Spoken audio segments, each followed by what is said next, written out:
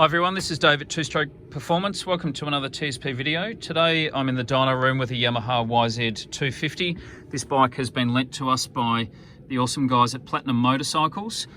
So thank you guys for that. It's been fantastic having access to this bike just to do more of our usual testing. So again, similar to all the bikes that we get in here from time to time, I'm constantly re-evaluating our existing products and seeing if I can create new products and updates and all the rest. So this bike, it's had the works done to it. I've mapped out the ignition timing on the stock CDI. I've played around with a whole heap of different ignition curves. It's got one of our billet heads fitted to it. Been playing around with a heap of jetting. These bikes now usually come from the showroom, off the showroom floor with a V-Force reed cage, which is a good addition. And they also normally come with the GYTR silencer, which you can just see there. Come around the other side. I've also fitted to it one of our Scalvini expansion chambers, which looks absolutely awesome. Check that out, that looks really, really cool. Yeah,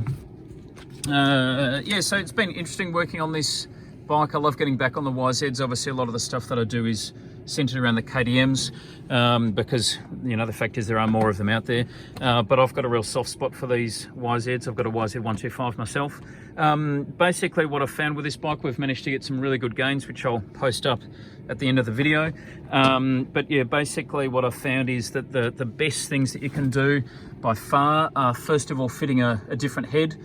Second of all, adjusting the jetting. Once you've got a more efficient and better designed head on there, you can make some fairly reasonable changes to the jetting, which do unlock a lot of power.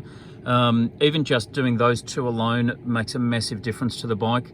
Much smoother power delivery, much stronger pull out of corners, way better running at part throttle, and more peak power as well. So yeah, even just doing the head and some basic jetting changes really does wonders to these bikes. Then fitting one of these Scalvini pipes, this definitely makes more power than the GYTR pipe. The GYTR is definitely better than the original stock YZ250 pipe, the black painted pipes that they normally come off the showroom floor with. So nowadays, usually when you buy these bikes, they'll also give you the GYTR, so that is definitely a step up. This Scalvini pipe is better though. It basically has the same mid-range power with higher peak power, so there's no real downside to the Scalvini, and it looks amazing as well.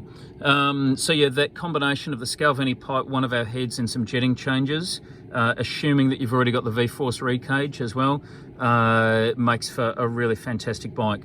I'd mentioned before, I have been playing around with ignition curves, and I'm still going to keep doing some work on that. But to be honest with you, what I found, the stock ignition curve, like, I can improve on it in some areas, but I don't know if it's enough to justify the cost, to the customer of selling, of buying a whole new CDI unit, because they're not exactly cheap.